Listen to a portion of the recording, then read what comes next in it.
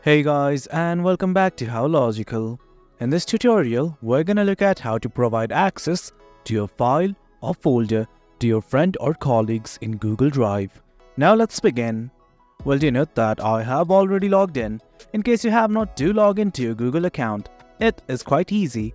Now this right here is the interface of Google Drive once you've logged in. Let's simply say I want to provide access to this video folder to my colleague. Now here's what we can do about it. You can simply right-click on the folder or file that you want to share or click on these three dots. The choice is up to you. Right now I'm going to click on these three dots, and from there something like this will open up. Now from here, once you hover over it, it's going to give it your options, whether to share or simply copy link. What I would advise you to do is click on the share button right here.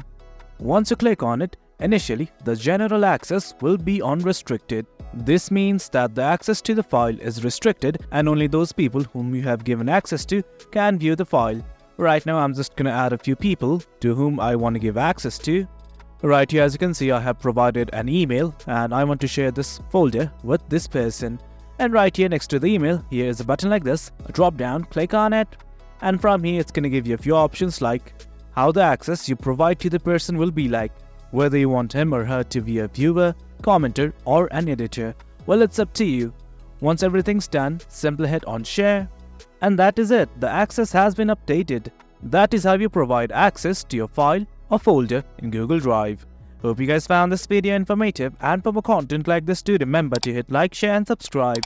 Your support fuels us. Until next time, thank you.